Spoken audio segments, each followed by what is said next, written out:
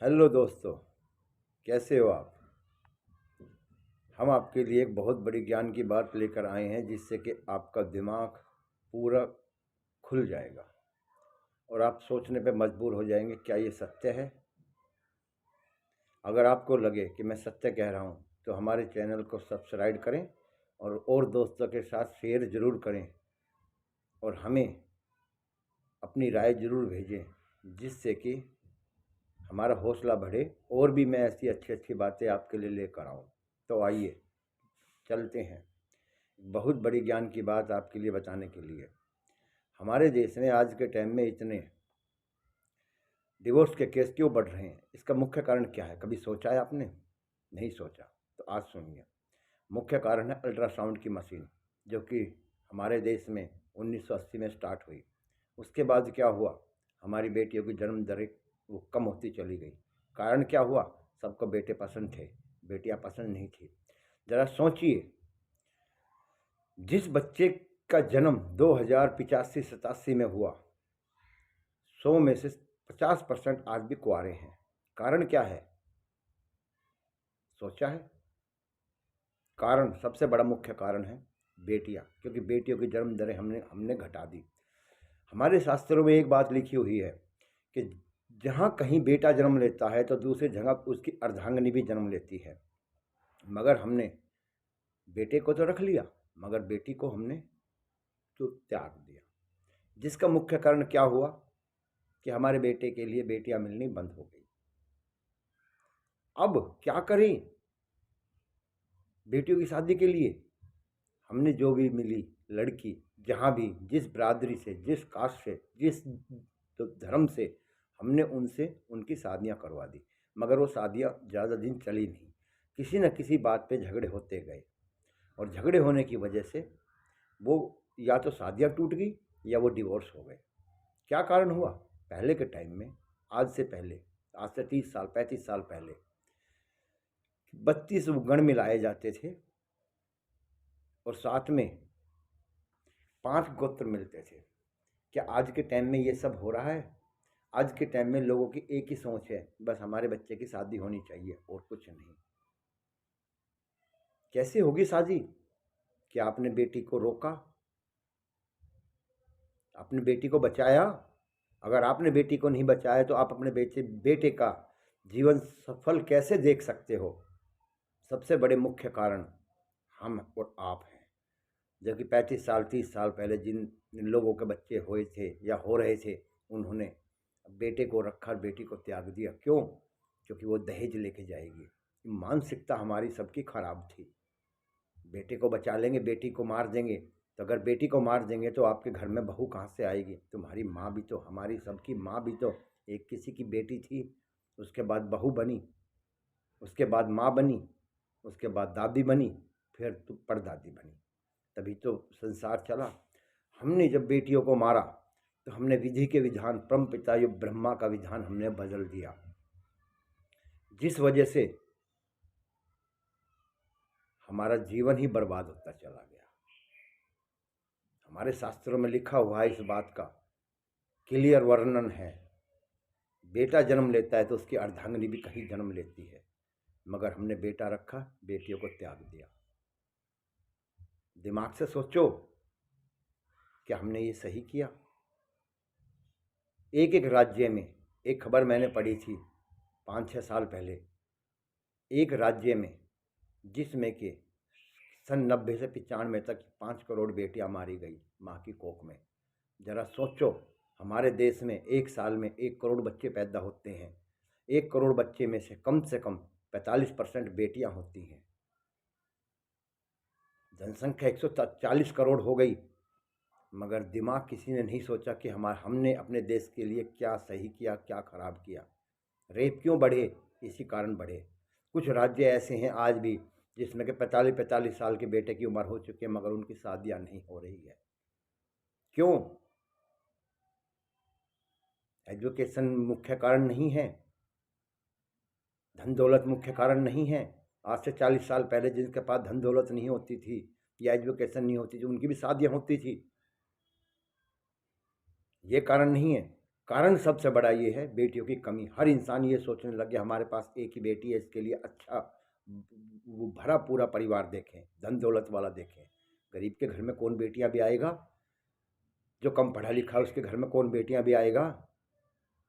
पहले बेटे बेटियों की जन्म दरें दोनों सामान्य थी, मगर हमने जो इतना ऊंच नीच 80-20 का जो फर्क किया, उसकी वजह से हम खुद बर्बाद हो गए। इसी कारण जब बच्चों की उम्र, शादी की टाइम आ गया, उनको जीवन साथी नहीं मिला, तो वो गलत रास्ते पे जाने लगे, रेप करने लगे। मुख्य कारण रेप का ये है। पशु पक्षी, जीव जंतु, जानवर, हर किसी का एक टाइम होता है। जब उनका टाइम आता है तो उनको भी अपने जीवन साथी की जरूरत होती है। क्या मर्द को औरत को नहीं होती? अगर तू दिमाग लगाते हो तो गहराई से इस बात को सोचो। संसार में सबके लिए एक दूसरे का जीवन बनाया गया है। यही मुख्य कारण है जो हमने अपने जीवन को खुद बर्बाद किया। ये बर्बादी अभी नहीं मिटेगी, अभी और इसको कम से कम 20 साल लगेंगे, जब जाकर बर्बादी खत्म होगी। अभी भी मैं नहीं कह सकता सच्चाई अभी भी हो रहा है या नहीं हो रहा, कुछ राज्य में हो रहा होगा, लेकिन आज 80% लोग इस बात को समझ चुके हैं। इसीलिए बेटी बचाओ बेटी पढ़ाओ का अभिमान जो प्रधानमंत्री मोदी जी ने हमें दिया था, वो बहुत बड़ी गहरी सोच के हिसाब से दिया था, जिससे कि रेप, गलत काम, ये सारे बंद होंगे, सबको जीवन साथी मिलेगा। बेटे तुम्हारे साथ छोड़ देते हैं, बेटियां जीवन में कभी साथ नहीं छोड़ती।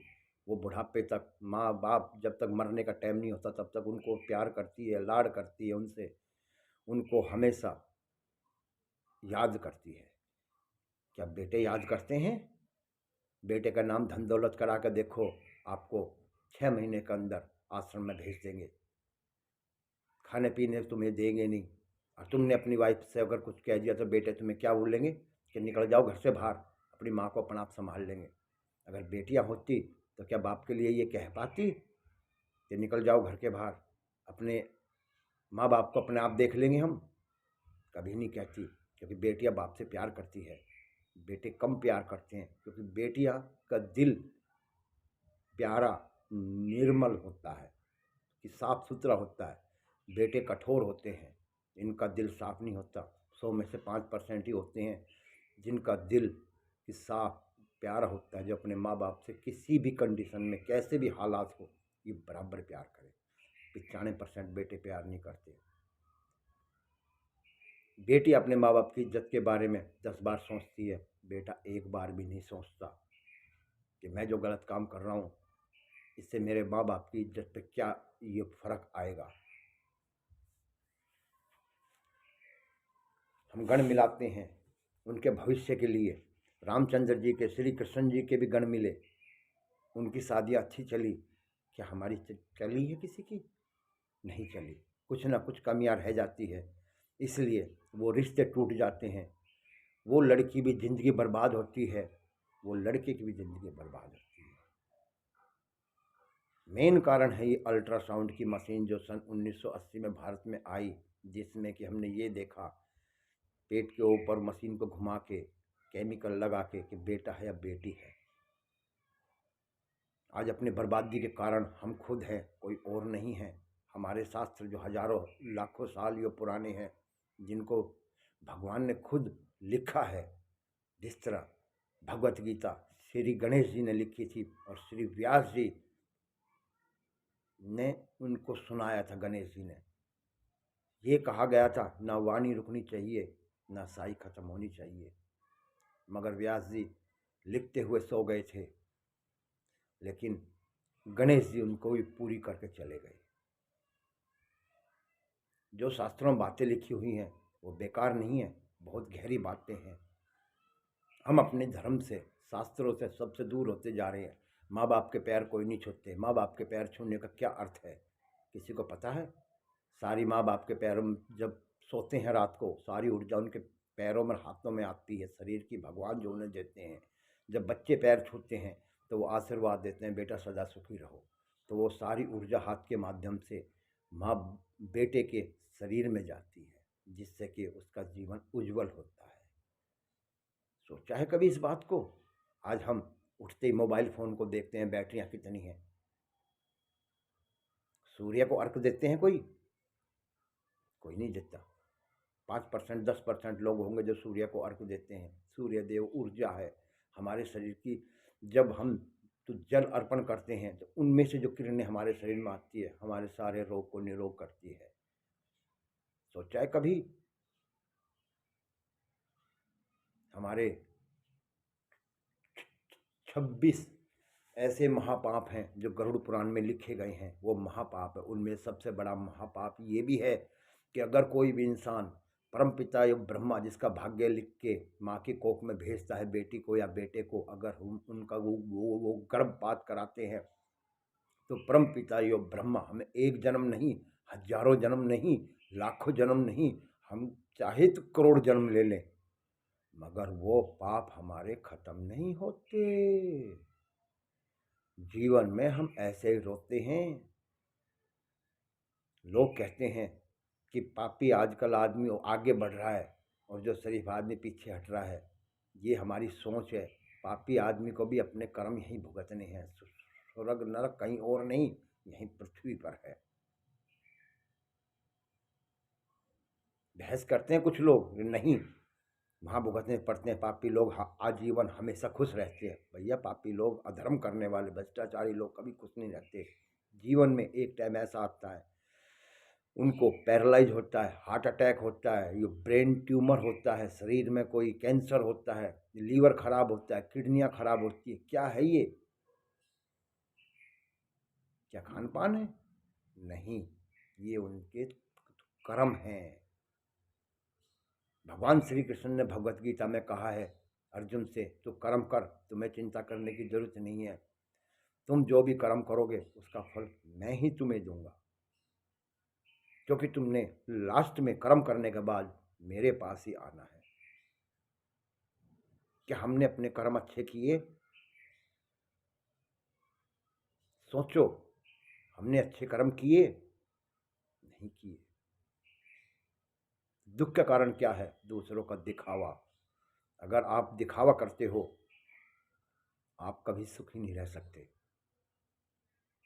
दिखावे को छोड़ दो, संसार के साथ चलो और अपनी हैसियत के हिसाब से अपने काम करो। अच्छा बोलो, किसी की आत्मा मत दुखाओ, किसी का दिल कभी मत दुखाओ, क्योंकि सबसे बड़ा पाप है किसी का दिल दुखाना। मैं जो बात कह रहा हूँ सोचना, आप भगवान का नाम लेते हो, पाप सारे दिन करते हो। हम हर पल हर सेकंड हम सांस भी लेते हैं, ये भी हमारा कर्म है। बिगर कर्म के हम एक पल जीवित नहीं रह सकते। हमारा हर पल एक नया अध्याय लिखा जाता है। जो कौन लिखते हैं? यमराज के पास चित्रगुप्त जी हमारा एक नया पेज खोलते हैं। उस पेज में लिखते हैं कि हम क्या अच्छा कर रहे हैं, क्या खराब कर रहे हैं। अपना जीवन को सुधारो, अपना भविष्य को बनाओ, धर्म करो, पाप से बचो। यही मेरी आपसे ये प्रार्थना है। अगर जीवन में सुखी रहना चाहते हो, ज़रा सोचो क्या हुआ है। बेटियों को पालो, प्यार करो। सबकी बेटियां अपनी बेटियों को समझो, अपनी बहन समझो। अगर पाप करोगे जीवन में तुम भी सुख नहीं पाओगे। याद रखना बात को। चलो दोस्तों, फिर मिलूँगा मैं आपसे। धन्यवाद। अगर मेरा ये वीडियो आपको अच्छा लगा हो तो इसको सब्सक्राइब ज़रूर करना, दोस्तों को शेयर ज़रूर करना और अपनी राय हमें ज़रूर देना, जिससे कि मुझे आपसे बात करने की